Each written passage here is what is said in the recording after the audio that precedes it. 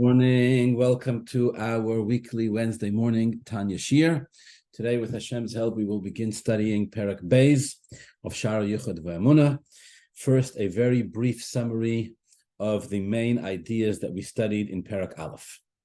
So, the Alter Rebbe begins with a Torah of the Baal Shem Tov on the words L'olam Hashem Dvorcha Nitzav B'Shamayim. The simple meaning of the pasuk is that Hashem's words are eternal.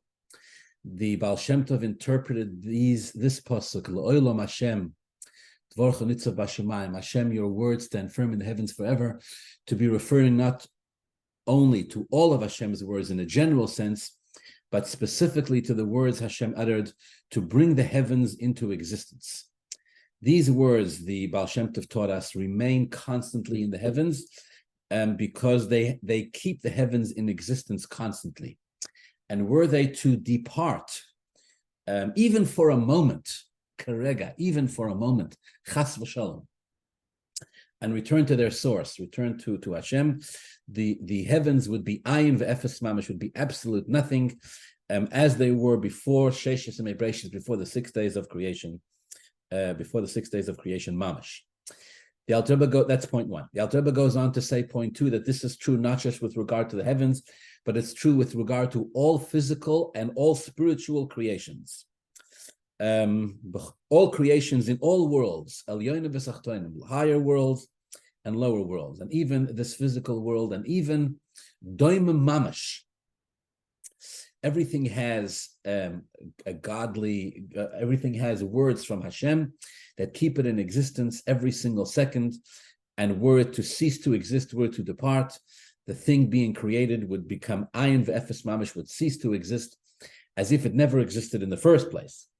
Point three, the Alter Rebbe connects this to a teaching of the Ari. The Arizal taught that everything that Hashem created, even a doimim, even a dead, silent object, has a nefesh, has a soul, and a spiritual energy. When you read the teaching of the Ari, one could assume that this is referring to some type of spark of godliness that infuses it with a divine mission, that gives it some type of significance. The Alter Rebbe says it's not here the spark of godliness, the nefesh v'chayis ruchnis, the soul and spiritual energy, is not there simply to give it significance, but it's actually there to give it existence.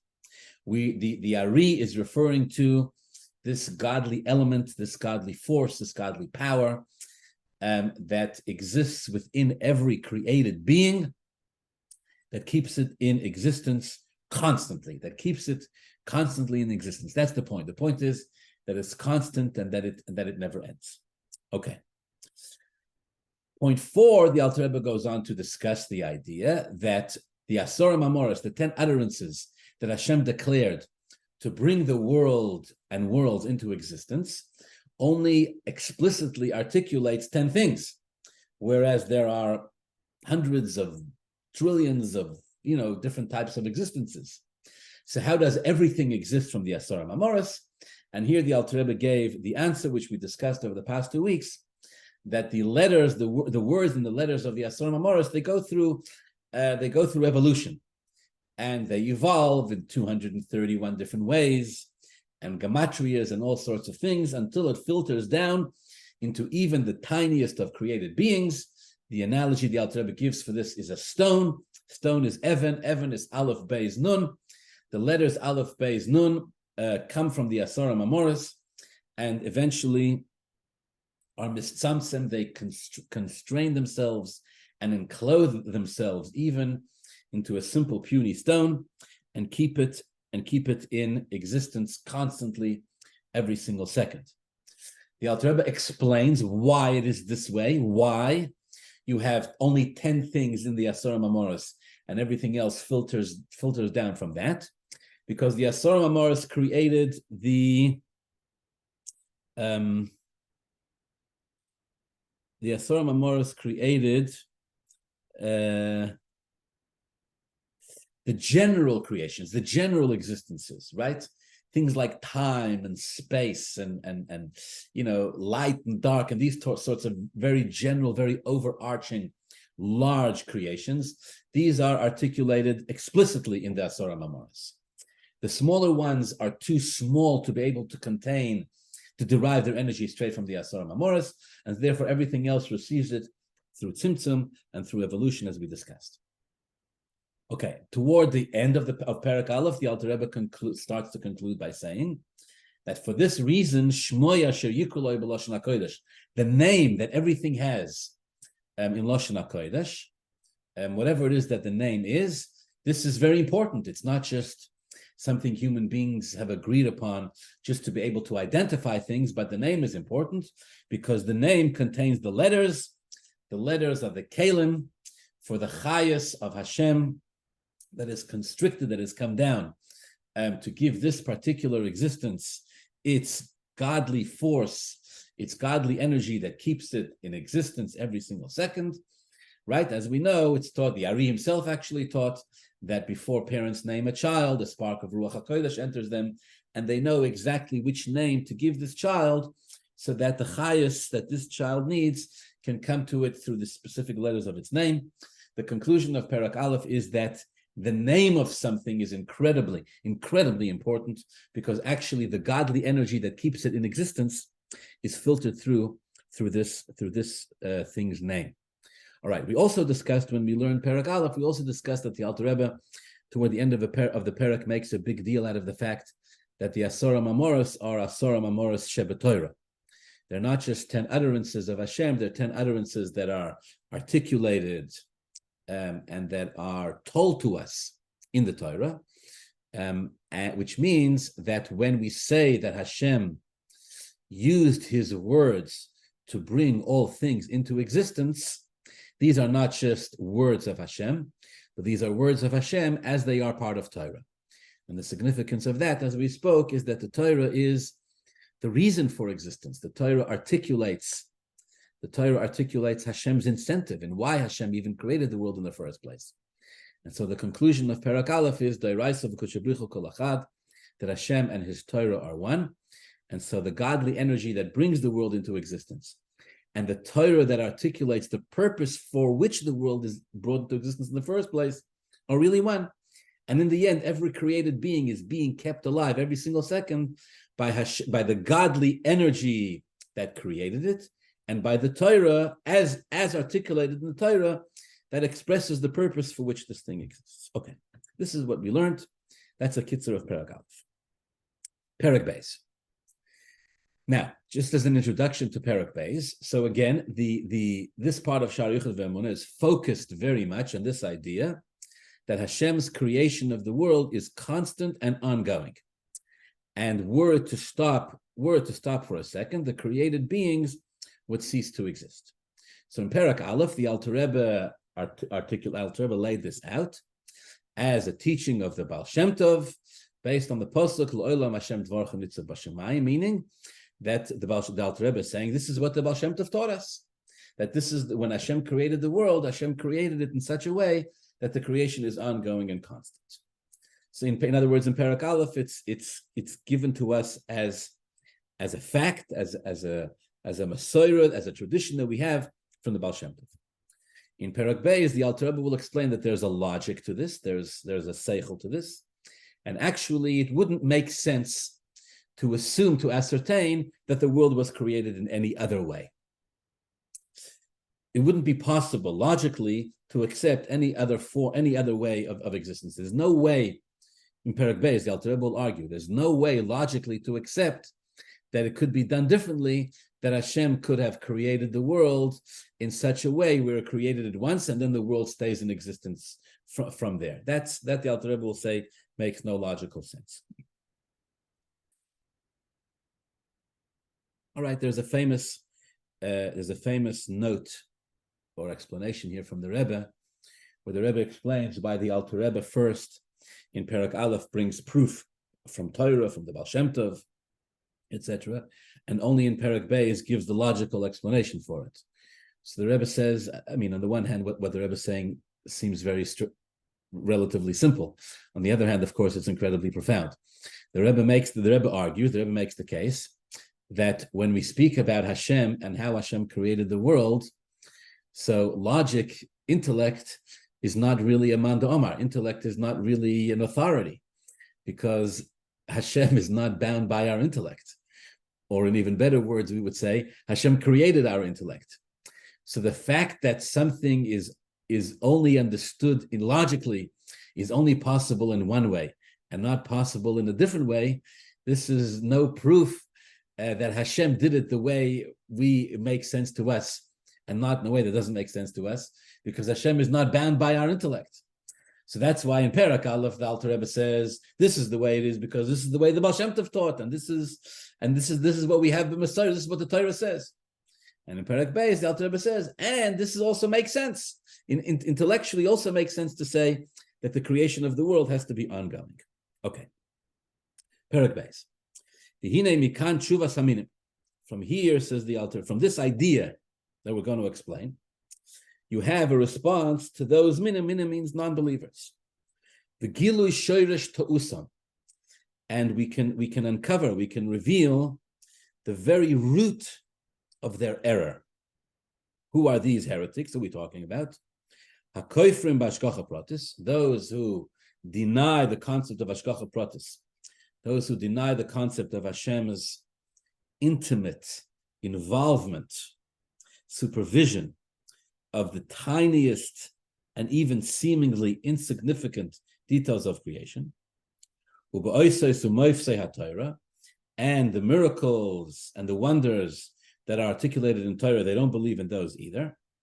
So Alter Rebbe says, if you think about it, you can understand where they went wrong and why they went wrong. So again, we're going to deal here. The Alter Rebbe is going to explain to us why logically one has to accept that creation is ongoing.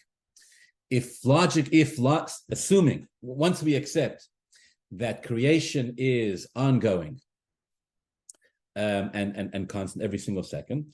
So obviously there is the concept of Hashgacha Pratis, because Hashgacha Pratis means Hashem is involved in the creation, right? So if Hashem is constantly recreating it, then obviously he's involved with it. If he would stop being involved with it, it wouldn't just not be supervised by Hashem, it would simply not exist. And the miracles of the Torah, which again, these individuals that the Alter Rebbe calls minim, heretics, they don't believe in these miracles of Torah.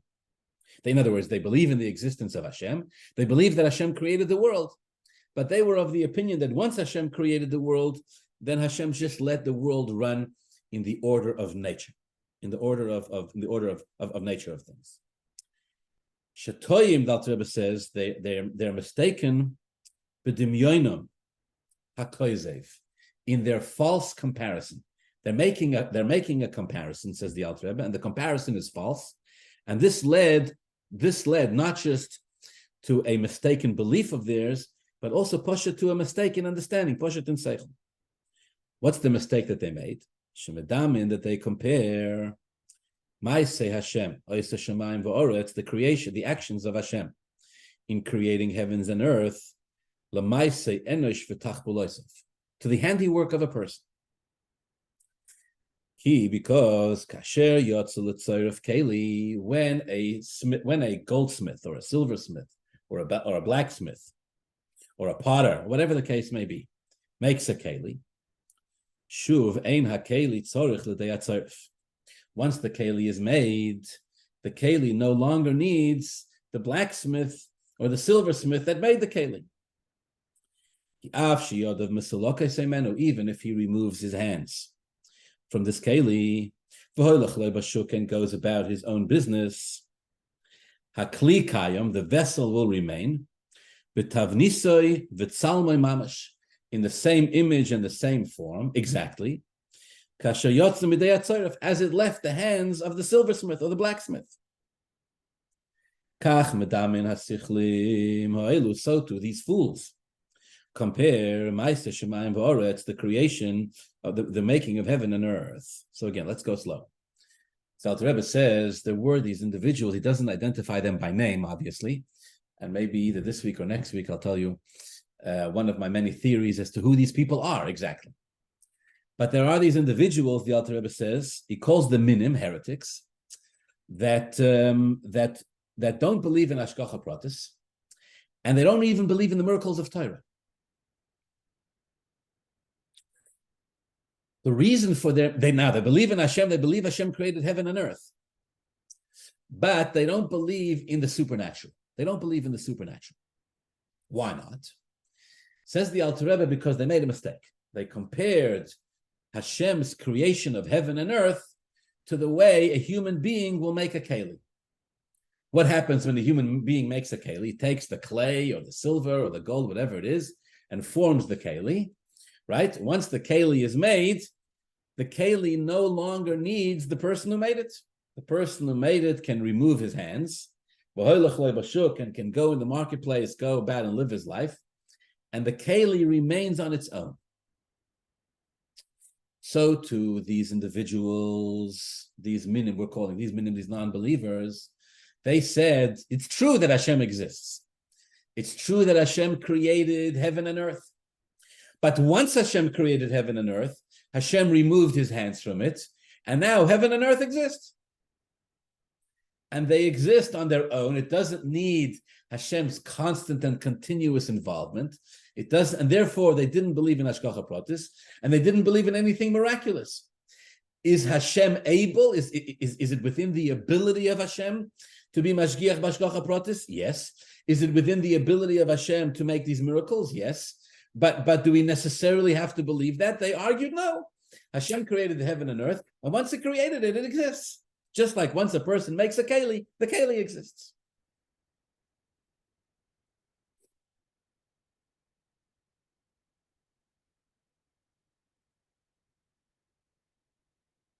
So to these fools, Alter Rebbe calls them fools, compares this to Ma'aseh Shemayim v'Oretz, to Hashem's creation of heaven and earth.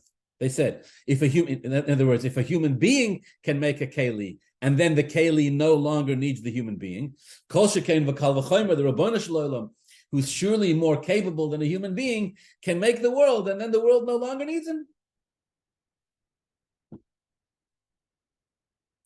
Ach toch maroi seineim, says the Alter Rebbe, but they're making a terrible mistake.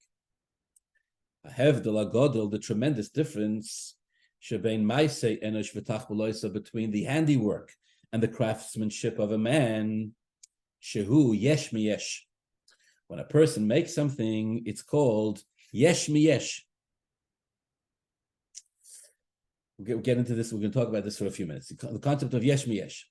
Rak shemashana hatzura. All the person is doing is changing the form. V'hatmuna, the form and the image. Vitmunas chatichas kesef, from the image of a blank piece of silver, the tmunas kli, to the image of some kind of vessel, to a cup, to a bowl, etc. L'maaseh shemayim v'oretz, they're comparing this to the creation of heaven and earth. Shehu yesh ma'ayin, says the Alter Rebbe. The Alter Rebbe introduces the terms yesh miyesh and yesh ma'ayin. When a craftsman makes a keli, it's yesh miyesh. When the Rabbanu Shalom and Hashem and the Eibishter makes shemayim v'oretz, so that is yesh ma'ayin.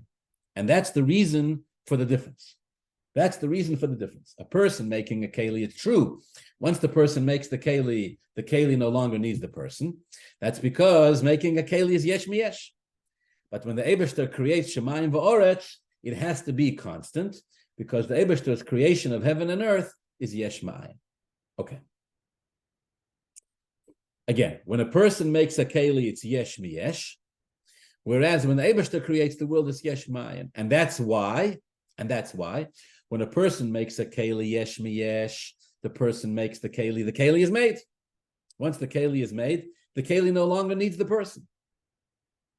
Whereas when the Eibishter created the world, it was yesh ma'ayin.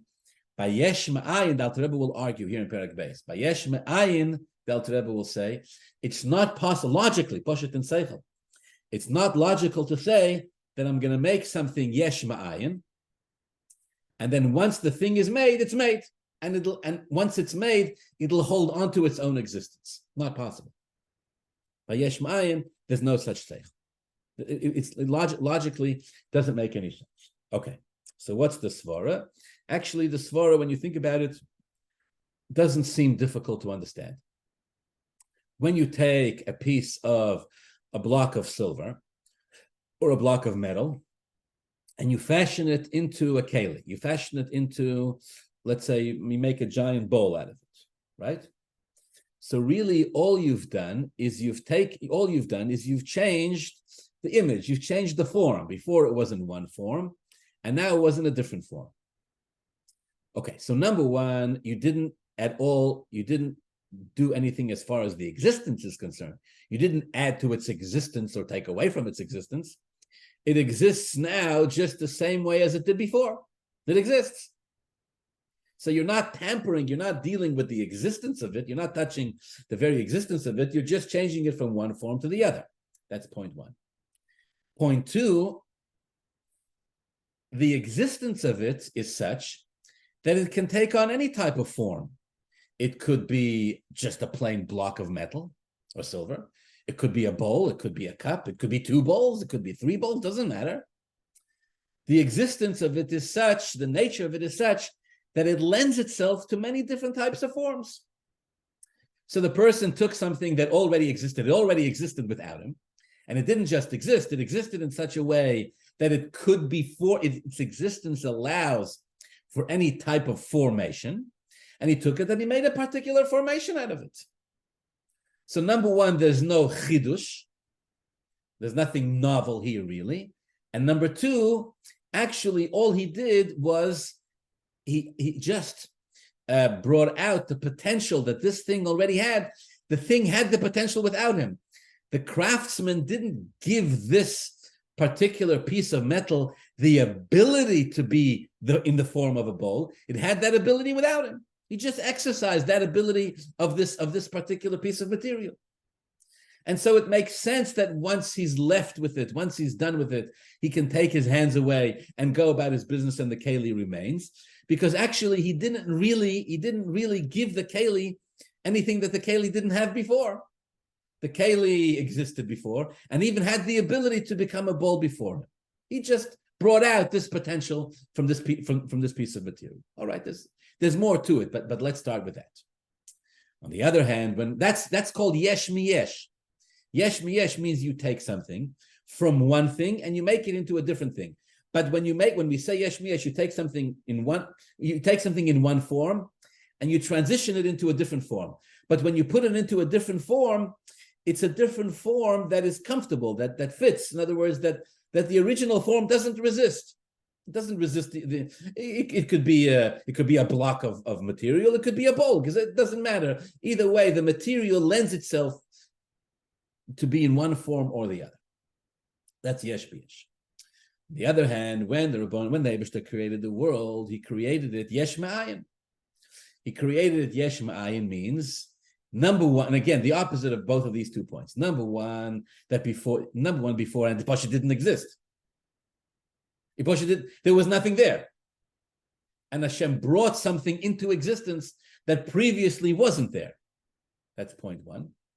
And point two, when the material, so to speak, that Hashem was working with before Hashem created, which was a non-existent material, right? It actually didn't exist. Non-existence doesn't on its own lend itself to becoming existence. Non-existence doesn't have in its own right the ability to turn into existence. So once Hashem created this, once Hashem took non-existence, took something that doesn't exist, and then transferred it and made from that something that should exist. So the thing itself, these are the words, again, these are the words, this is the idea. The thing itself doesn't have the ability to hold on to its own existence. It doesn't have the ability to remain in existence. It will, on its own, left to its vices, it'll cease to exist. Because the Rabbanu Shloim, because the Rabbanu Shloim created it in such a way that it's nothing which is turned into something. It's yesh ma'ayin. It's something that doesn't exist, which is switched into existing. And so even once it switches into existence, it remains inherently something which doesn't exist and is forced into existence by a power greater than itself, because it itself doesn't have that ability. And so even after it's been brought into existence, it would need continual recreation by the force, by the power that brought it into existence. Those are the words that's written here in Perek Beis of Shaar Hayichud. Let's read them again. Ach toch maris name, says the Alter Rebbe, they're making a terrible mistake. There's a tremendous difference between the handiwork and the craftsmanship of a man, of a human being.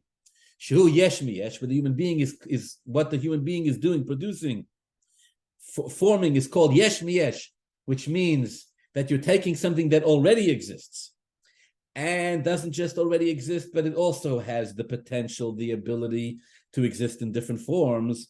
And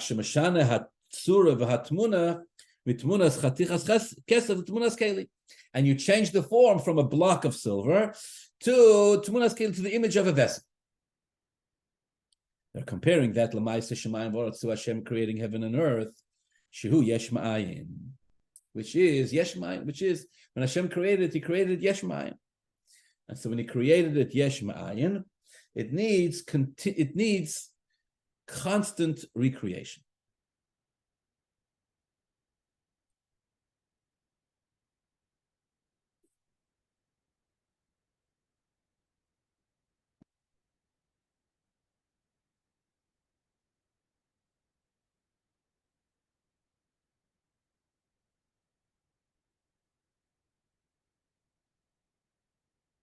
All right, we'll learn 2 or 3 more lines. But who, and this, says the Alter Rebbe, the creating of the world in a way of yesh ma'ayin is Pele Godel, is an even more awesome and even more greater Pele, even greater wondrous thing that Hashem did, even more so than Hashem splitting the sea. Kriyas Yamsuf, Al Derech Moshe. What do we want with Kriyas Yamsuf? Shehoylech Hashem esayom, the pasuk says that Hashem led the sea, Beruach Kodim Aza Kol Alaylo Vayiboku Amoyim.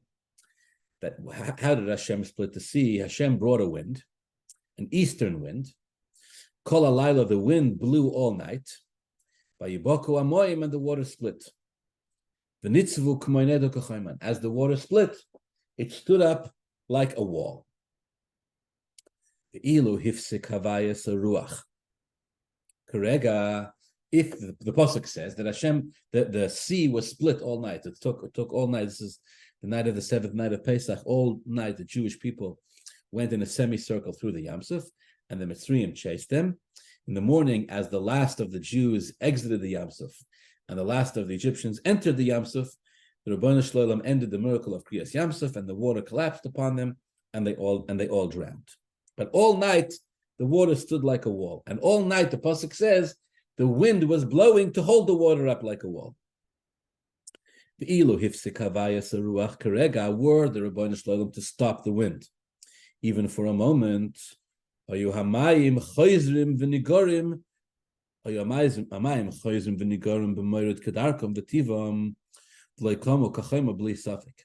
Where if Hashem were to stop this wind from blowing for one moment, so then the water would obviously collapse and would cease to stand like a wall. The miracle of Kriyas Yamsuf would stop. So Alter Rebbe is using this as an analogy. If by Kriyas Yamsuf, which is even a smaller miracle than the creation of the world, it's a smaller pella, it's a smaller wonder than Hashem's creation of the world. Nevertheless, we say that the miracle, in order for the miracle to happen, the eastern wind had to blow all night. All night the wind was blowing. This is the simple pshat. All night the wind was blowing to hold up the water. And if the wind were to stop for a moment, the water would cease to stand like a wall and would go back to flowing like regular water. How much more so when it comes to the creation of heaven and earth, that in order for heaven and earth to continue to exist every single second, which is more of a pella, which is more of a wonder than Kriyas Yamsuf, how much more so does Hashem have to constantly recreate the world over and over again. Okay, now to tell you the truth, this analogy of Kriyas Yamsuf is very difficult to understand. It's difficult to understand what the Alter Rebbe even wants here with this analogy of Kriyas Yamsuf. We'll discuss it more in Mirz Hashem next week. But for now, I want to highlight just the point that the Alter Rebbe is Poshet making, Poshet in the Pshat of Tanya. What's Poshet written here, the Pshat? Just so that this is clear. What Alter Rebbe is saying is like this. What's the miracle of Kriyas Yamsuf is Hashem took water and made the water stand like a wall. Okay.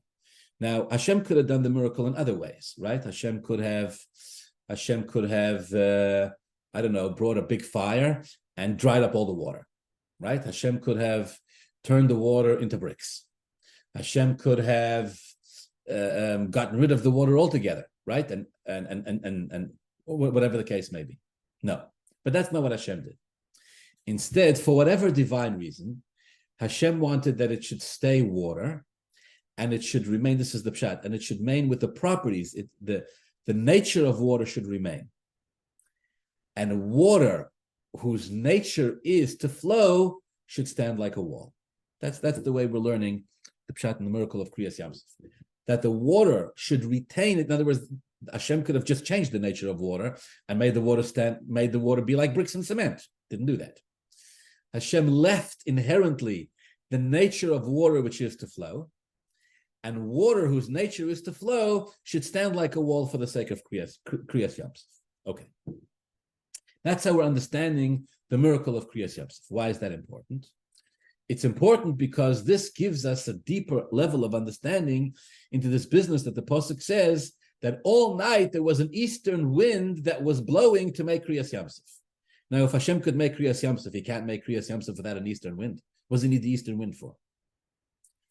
So the pshat is, again, the way the Alter Rebbe is learning is that since the water retained its natural water properties, its natural nature as water, the nature of water is to flow, and yet even as it remained the nature of water to flow, Hashem held it up and made it stand like a wall. So it was necessary, Hashem made the miracle in such a way that it was necessary to have something that was constantly holding up the water to force it to do something that's against its nature. The nature of the water is to flow. Now we want it to stand like a wall. So we want the water, we're forcing the water to do something which is opposite, which is completely opposite to its nature. Since it's opposite to its nature, the water doesn't have the ability to take on the character, the personality, the properties of something which stands like a wall. Bricks, stones, and cement, they do have that ability. Water doesn't. If Hashem would have just made it into stones or changed the property of water to become like stones, it could have stood on its own. It would have been a one-time miracle. Change the water into rocks and it stands. But instead, Hashem chose, for whatever divine reason, to do it in such a way that it retains its nature as water, and at the same time, it's both, it's two opposites together. It retains its properties as water, and at the same time also becomes like a wall. So because the water, as water, doesn't have the ability to take on this persona, doesn't have this ability to take on these character traits, so it's necessary for there to be another force that's outside of the water, that's constantly pushing it to taking on these properties, which the water itself doesn't have the ability to do. There's nothing within the nature of the water that can take on the personality, the ability to stand like a wall. So you need something else that's constantly pushing it. And that's what happened. The eastern wind that Hashem brought pushed it all night. And then in the end, when it was over, the water went back to being as it was before. But even all night, as the wind was blowing, the wind was holding up the water, not the water was holding itself up by itself. So this is a moshel. What's the nimshul? The nimshul is the creation of heaven and earth, where Hashem created it yesh me'ayin. Again, the simple pshat, yesh me'ayin, is something from nothing. Something from nothing. Whereas nothing doesn't have the ability to turn into a something. Nothing doesn't have the ability to turn into a something, doesn't have the ability to absorb that, cannot absorb that. So therefore, even after Hashem created it, the creation of it has to the force that brought it into existence has to constantly push it into existence again and again. And if it were to stop for a second, it would go back to its original nature, which is to be absolutely nothing. Okay. The other analogy for this, which is given in Chassidus and not given here, is the moshel of Zrikas Evan, a moshel again for the same idea that the stone's nature is to fall down.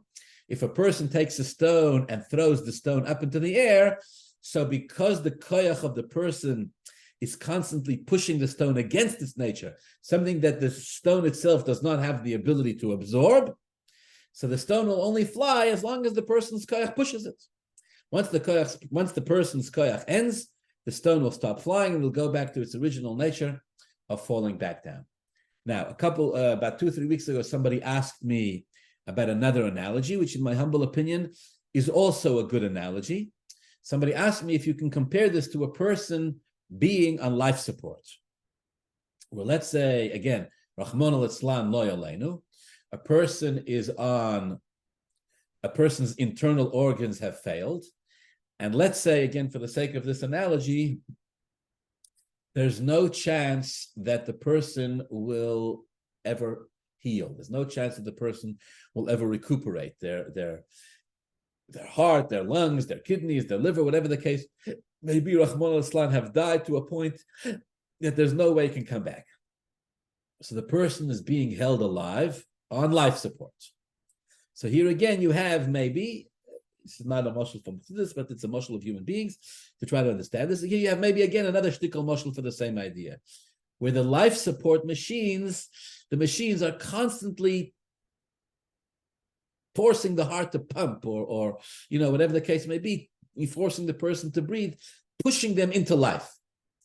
But the body has malfunctioned, the body has collapsed to the point that the body is no longer able to hold on to this. The body cannot live on its own.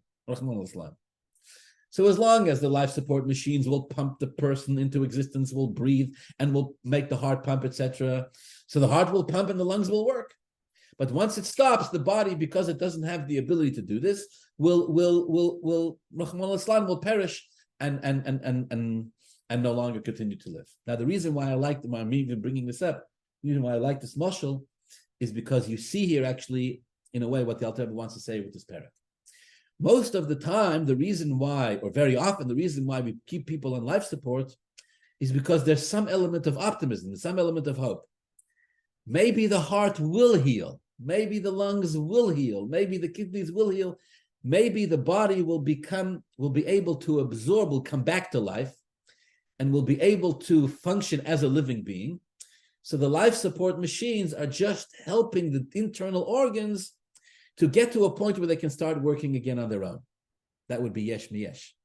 In other words, there's the hope that maybe the body can once again continue to work, the heart can pump and the lungs can breathe on their own without the life support machine.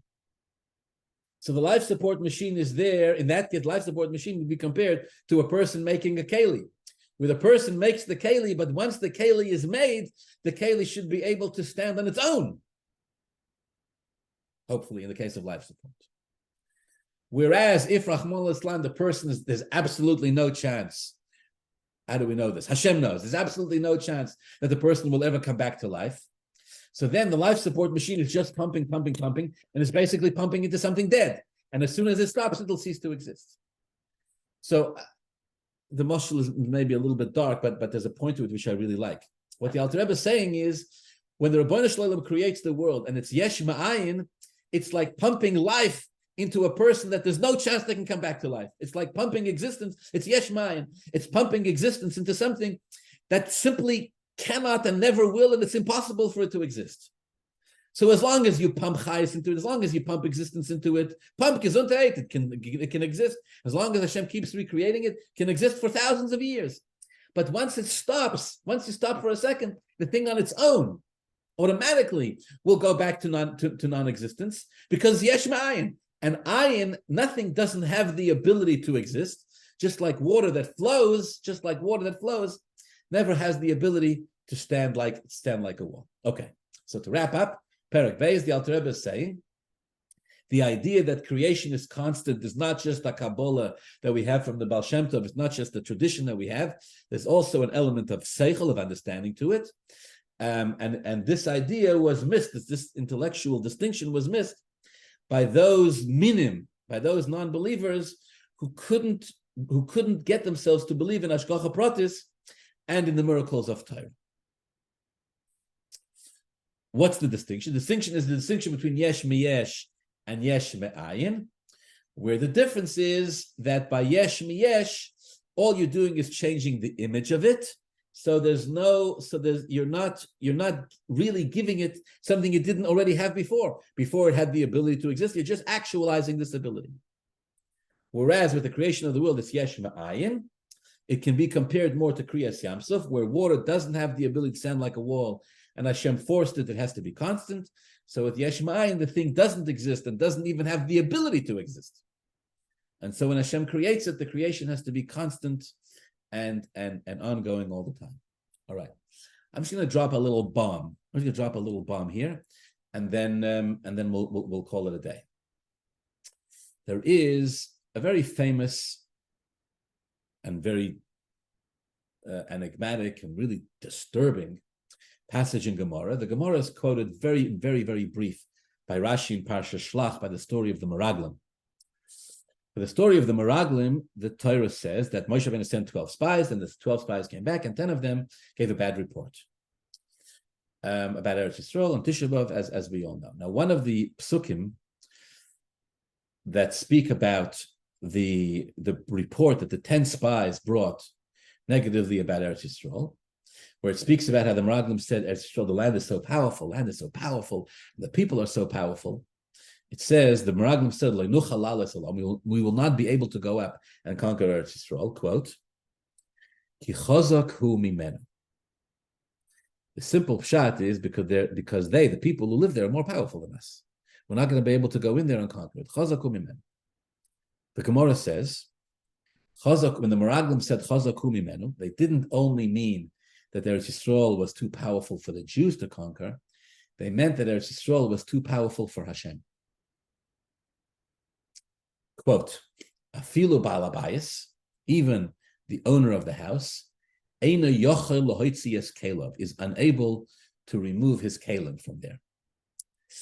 And so basically they challenged, they blasphemed, they challenged even Hashem's ability to conquer the land of Eretz Yisrael because of how powerful it is. This was what's written in the Gemara, and of course, besides for the fact that it's a very disturbing passage in Gemara from a religious perspective, in other words, from a how can tzaddikim or people who started off as tzaddikim say such a thing, it's also very weird to understand even on a logical level, like what could they possibly have meant by this? There's a long and profound and beautiful explanation from the Rebbe on it. And the nakuda, the point of the explanation of the Rebbe, is that the Meraglim basically argued that Hashem created the laws of nature. And once the laws of nature were created by Hashem, even Hashem himself, because Hashem is Kol Yochel and has chosen to do so, is bound by the laws of nature. And the Rebbe brings different examples from Gemara. But the point is, the Rebbe explains that what they were saying, they weren't denying the existence of Hashem. They still refer to Hashem as the Baal Habayis, but the Baal Habayis in the Yochel Loitzias Kelev, Hashem is bound by the laws of nature, which Hashem created. And if Hashem is bound by the laws of nature which Hashem created, then Hashem cannot change them. Now, Hashem cannot change them not because Hashem is unable to change them. Hashem cannot change them because Hashem chose to put himself in a position where he cannot change them. But now that Hashem is in that position, Hashem cannot change them. So why were the Meraglim wrong if that's the case? Why were the Meraglim wrong? Well, what I believe, perhaps, when the Alter Rebbe says here, minim, these non-believers who deny Ashgacha Pratis and deny the miracles of Torah, maybe in a spiritual sense referring to these Meraglim. In other words, these are devout, very believing Jews. But somehow their mistake was that they missed that even the nature of the existence of the world is completely miraculous. Or in better words, there is no difference inherently between nature and miracles. Even the simple, natural existence of the world exists constantly by Hashem's recreating it yesh ma'ayin. And so there's a divine supernatural element even in the simple existence of the world. All right, this needs more discussion. Maybe we'll continue with it next week. May Hashem bless us all and all of Klal Yisrael with a good gebenched week. And please God, only good news. And thank you very much for being here for this Shir Tanya.